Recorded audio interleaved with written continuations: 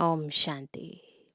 बाबा की याद वो अग्नि है जो आत्मा के विकर्मों को विनाश कर देती है।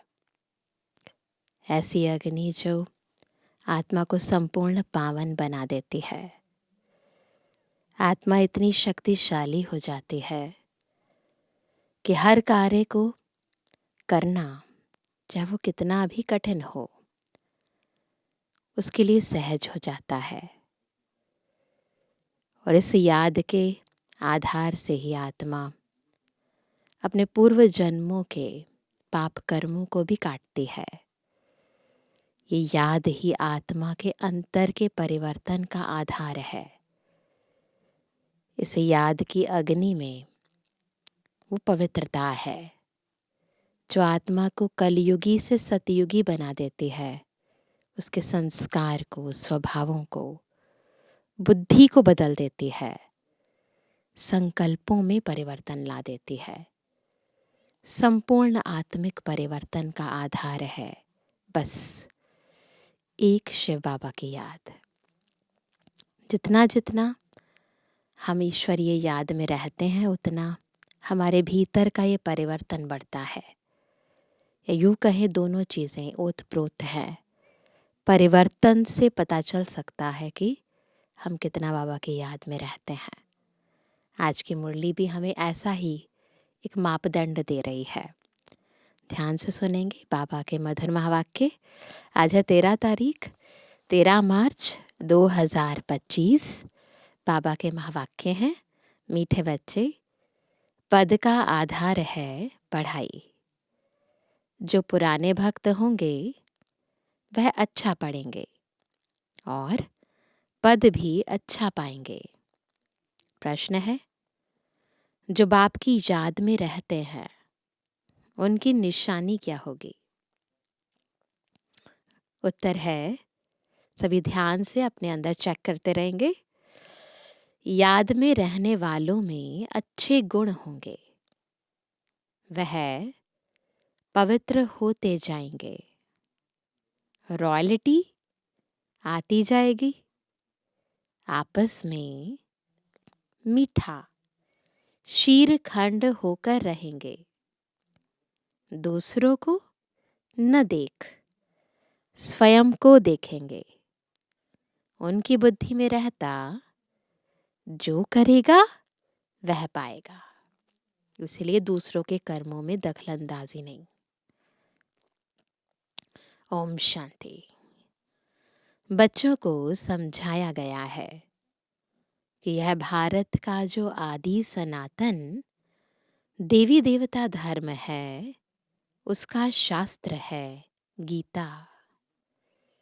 यह गीता किसने गाई, यह कोई नहीं जानते। यह ज्ञान की बातें हैं। बाकी यह होली आदि कोई अपना त्योहार है नहीं। यह सब है भक्ति मार्ग के त्योहार। त्योहार है तो सिर्फ एक त्रिमूर्ति शिव जयंती। बस सिर्फ शिव जयंती कभी भी नहीं कहना चाहिए। क्या कहना चाहिए? त्रिमूर्ति अक्षर न डालने से मनुष्य समझेंगे नहीं। जैसे त्रिमूर्ति का चित्र है, नीचे लिखा तो हो कि दैवी स्वराज्य आपका जन्म सिद्ध अधिकार है। शिव भगवान बाप भी है ना, जरूर आते हैं, आकर स्वर्ग का मालिक बनाते हैं। स्वर्ग के मालिक बने ही हैं राजयोग सीखने से। अंदर चित्रों में तो बहुत ज्ञान है। चित्र ऐसे बनाने हैं जो मनुष्य देखने से वंडर खाएं। वह भी जिन्होंने बहुत भक्ति की होगी, वही बहुत अच्छी रीति ज्ञान उठाएंगे। कम भक्ति करने वाले ज्ञान भी कम उठाएंगे, तो पद भी कम पाएंगे। तो बाबा कई बार कहते हैं जो ज़्यादा भक्ति करते हैं भक्ति मार्ग के अंदर, द्वापर से लेकर आदि से जिन्होंने भक्ति की है, वही ज्ञान में भी पहले आएंगे और फिर ऊंचा उठाएंगे ज्ञान को भी। तो इसीलिए भक्ति और ज्ञान का आपस में बहुत ही गहरा कनेक्शन है। जितने पुराने भक्त उतना फिर ज्ञानी भी बहुत। तो बाबा कहते हैं दास दासियों में भी नंबरवार होते हैं ना, सारा मदार है पढ़ाई पर। तुम्हारे में बहुत थोड़े हैं जो अच्छी रीति युक्ति से बात कर सकते हैं। अच्छे बच्चों की एक्टिविटी भी अच्छी होगी, गुण भी सुंदर होने चाहिए। जितना बाप की याद में रहेंगे तो पवित्र होते जाएंगे और रॉयल्टी भी आती जाएगी। कहाँ कहाँ तो शूद्रों की चलन बड़ी अच्छी होती है, दुनिया वालों की भी चलन बहुत अच्छी होती है, और यहाँ ब्राह्मण बच्चों की चलन ऐसी है बात मत पूछो।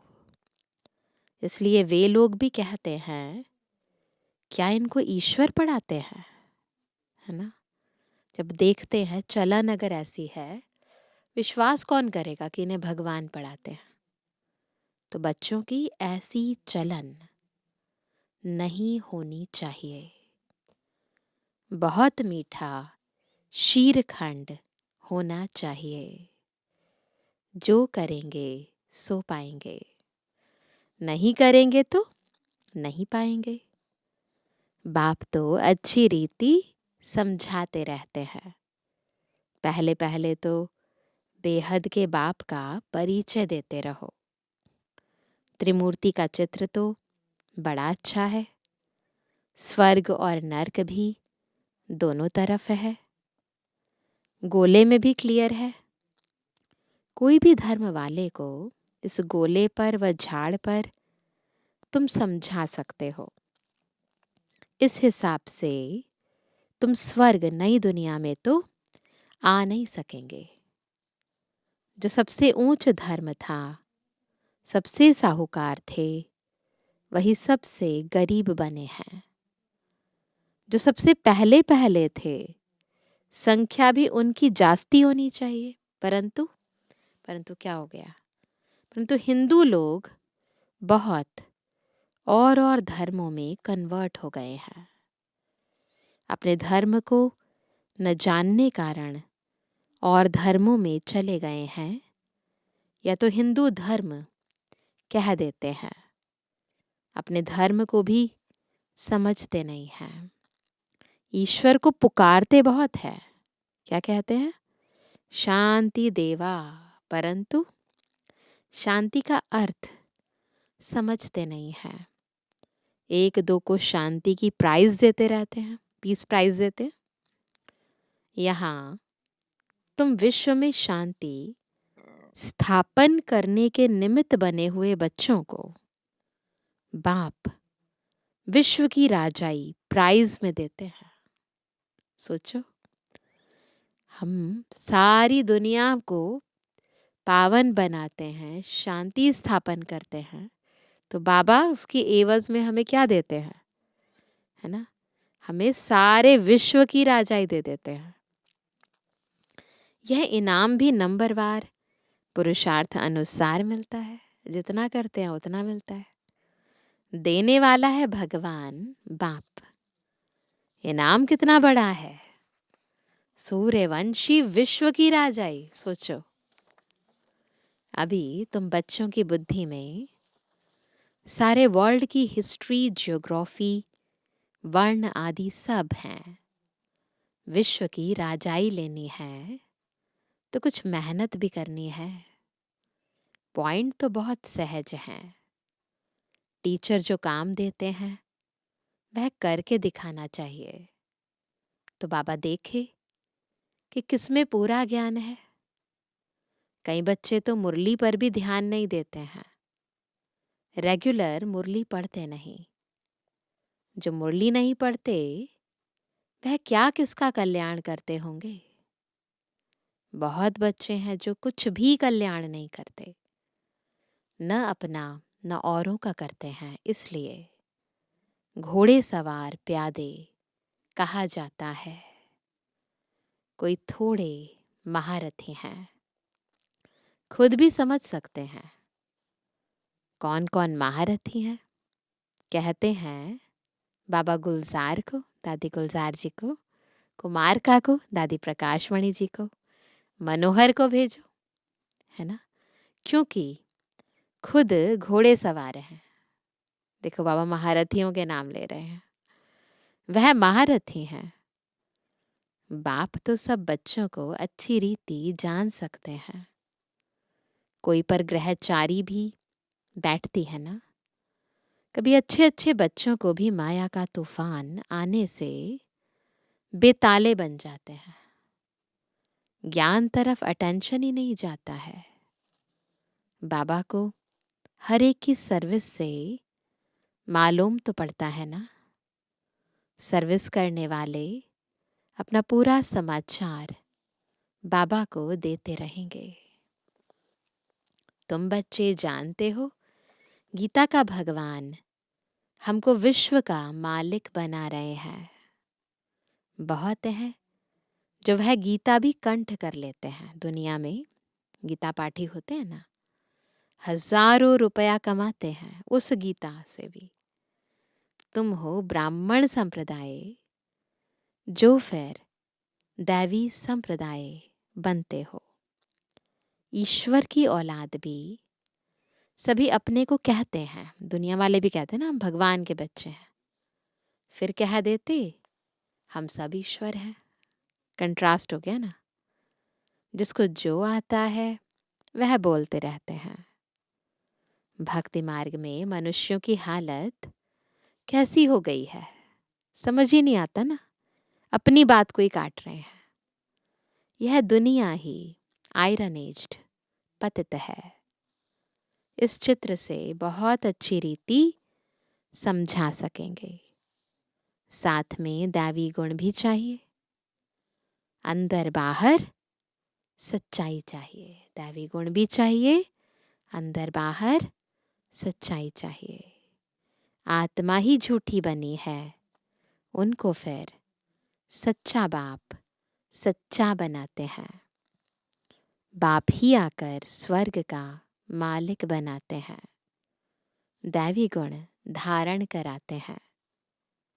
तुम बच्चे जानते हो, हम ऐसे यानी लक्ष्मी नारायण गुणवान बन रहे हैं। अपनी जांच करते रहो, हमारे में कोई आसुरी गुण तो नहीं है। चेक करो। चलते चलते माया का थप्पड़ ऐसा लगता है, कैसा लगता है, जो ढेर हो गिर पड़ते हैं। ढेर होकर गिर पड़ते हैं, ऐसा तूफान लगता है। तुम्हारे लिए यह ज्ञान और विज्ञान ही होली धुरिया है ना।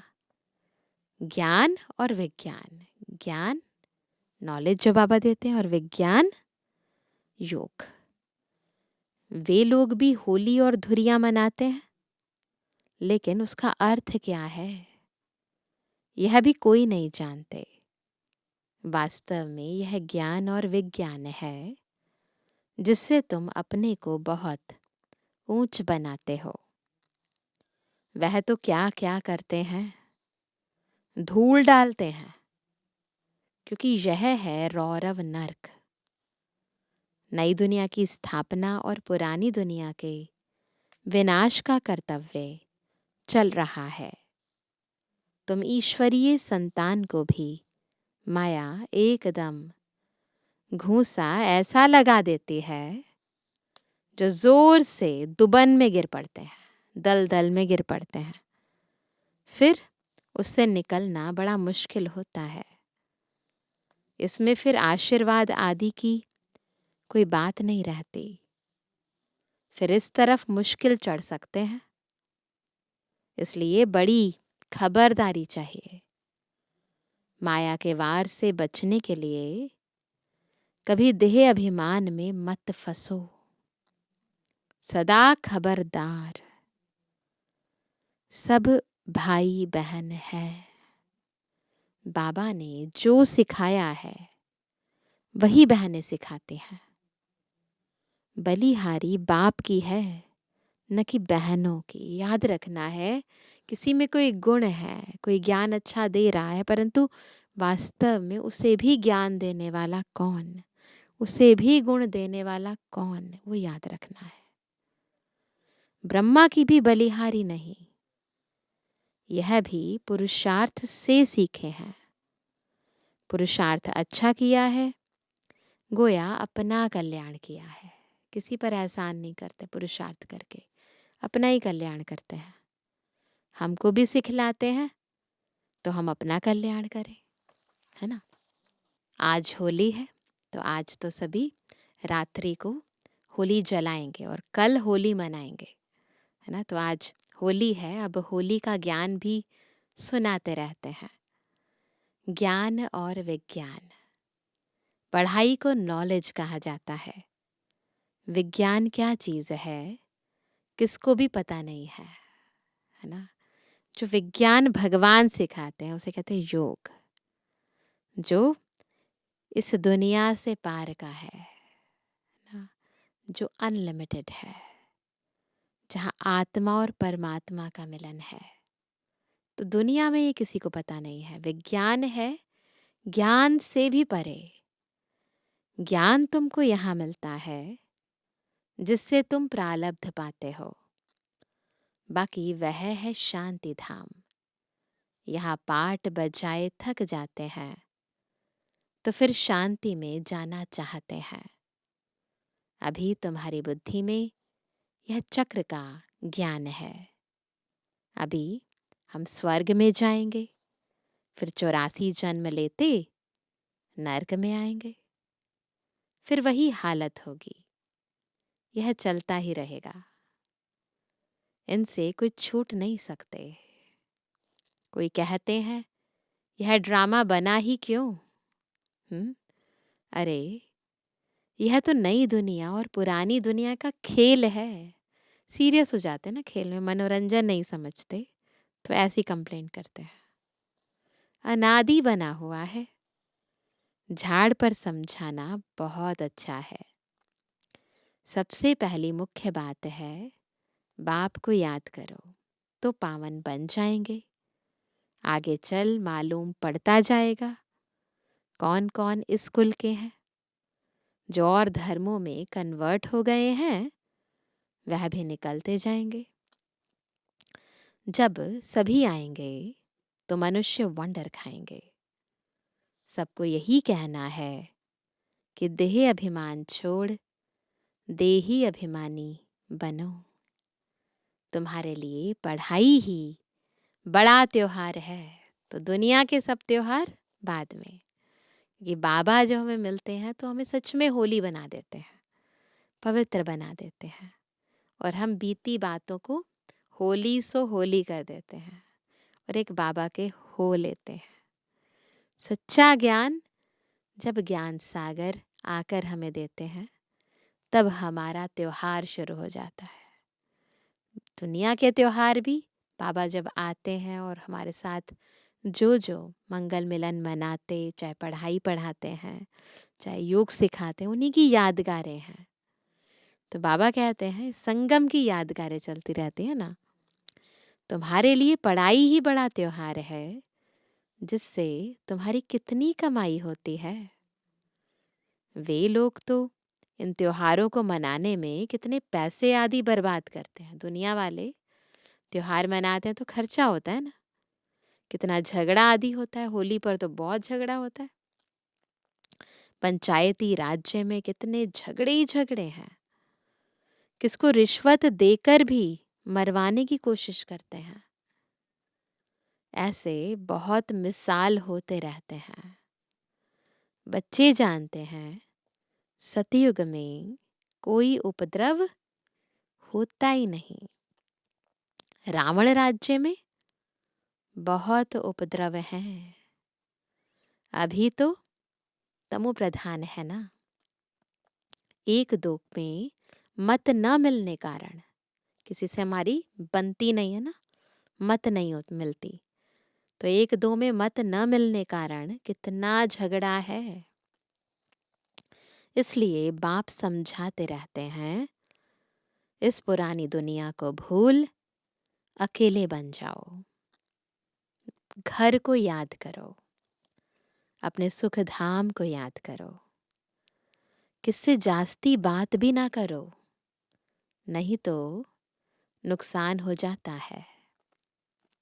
बहुत मीठा, शांत, प्यार से बोलना अच्छा है, जास्ती ना बोलना अच्छा है, शांति में रहना सबसे अच्छा है। तुम बच्चे तो शांति से विजय पाते हो, कोई शोर नहीं, कोई लड़ाई नहीं, कोई झगड़ा नहीं, सिवाय एक बाप के और कोई से प्रीत नहीं लगानी है। जितना बाप से प्रॉपर्टी लेना चाहो उतनी ले लो, नहीं तो लौकिक बाप की प्रॉपर्टी पर कितना झगड़ा हो पड़ता है। इसमें कोई खिटखिट नहीं, जितना चाहे उतना अपनी पढ़ाई से ले सकते हो। अच्छा, अच्छा, मीठे मीठे बच्चों पर दिल जान से प्रेम से याद प्यार और गुड मॉर्निंग। रूहानी बच्चों की रूहानी बाप दादा को गुड मॉर्निंग, नमस्ते नमस्ते नमस्ते। धारणा के लिए मुख्य सार पहला, सच्चा बाप सच्चा बनाने आए हैं, इसलिए सच्चाई से चलना है। अपनी जांच करनी है, हमारे में कोई आसुरी गुण तो नहीं है, हम जास्ती बात तो नहीं करते हैं। बहुत मीठा बन शांति और प्यार से बात करनी है। दूसरा, मुरली पर पूरा ध्यान देना है, रोज मुरली पढ़नी है, अपना और औरों का कल्याण करना है। टीचर जो काम देते हैं वह करके दिखाना है। आज का वरदान है, होली शब्द के अर्थ को जीवन में लाकर पुरुषार्थ की स्पीड को तेज करने वाले तीव्र पुरुषार्थी भव। तीव्र पुरुषार्थी बनने का बहुत सहज तरीका है कि होली का जो शब्द है इसके अर्थ को जीवन में लाना। जब इसके अर्थ को जीवन में लाएंगे तो तीव्र पुरुषार्थी बन जाएंगे। होली अर्थात जो बात हो गई, बीत गई, उसको बिल्कुल खत्म कर देना। बीती को बीती कर आगे बढ़ना, यही है होली मनाना। बीती हुई बात ऐसे महसूस हो जैसे बहुत पुरानी कोई जन्म की बात है। जब ऐसी स्थिति हो जाती है तब पुरुषार्थ की स्पीड तेज होती है। तो अपनी या दूसरों की बीती हुई बातों को कभी चिंतन में नहीं लाना, चित्त पर नहीं रखना और वर्णन तो कभी नहीं करना। तभी तीव्र पुरुषार्थी बन सकेंगे। स्लोगन है, स्नेह ही सहज याद का साधन है, इसलिए सदा स्नेही रहना और स्नेही बनाना, है ना। अभी सुनते हैं मातेश्वरी जी के अनमोल महावाक्य। गुप्त बांधेली गोपिकाओं का गायन है। गीत बजा, बिन देखे प्यार करूं, घर बैठे याद करूं। तो मामा ने कहा, अब यह गीत कोई बांधेली मस्त गोपी का गाया हुआ है। यह है कल्प कल्प वाला विचित्र खेल।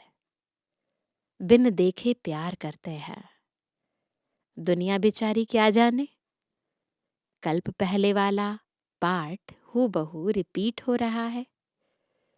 भल उस गोपी ने घर बार नहीं छोड़ा है, परंतु याद में कर्म बंधन चुकतू कर रही है, तो यह कितना खुशी में झूम झूम कर मस्ती में गा रही है ना।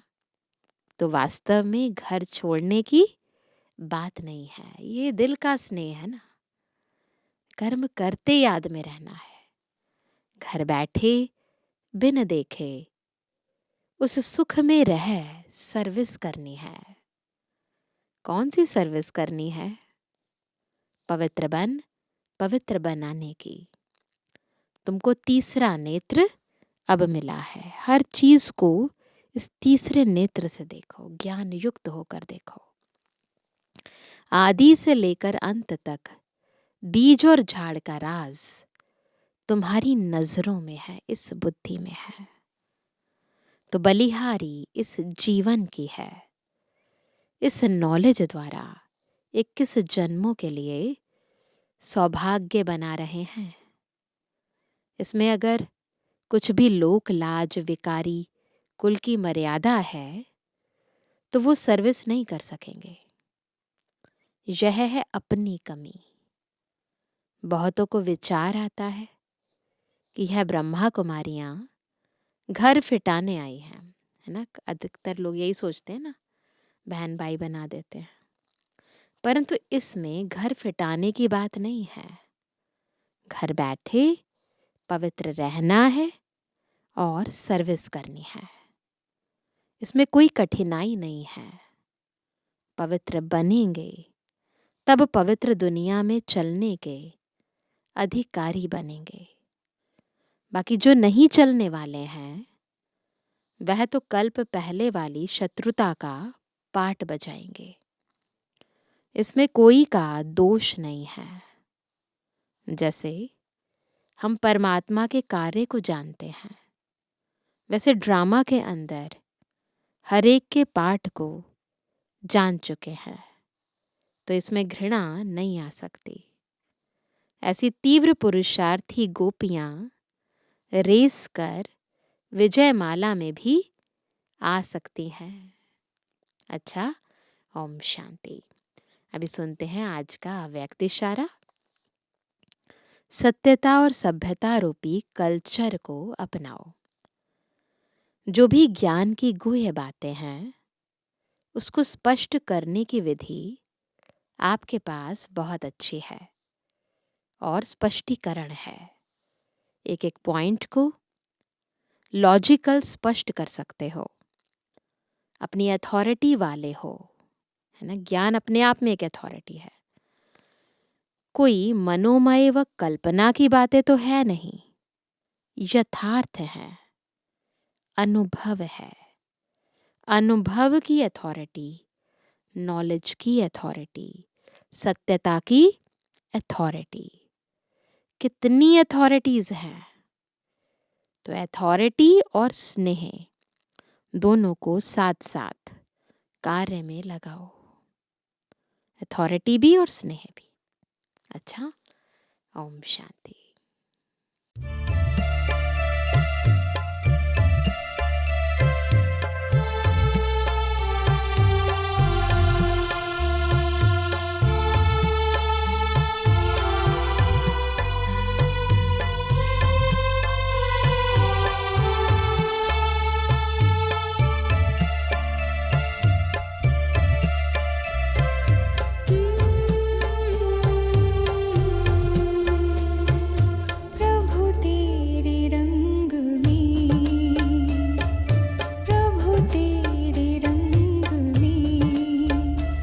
हमें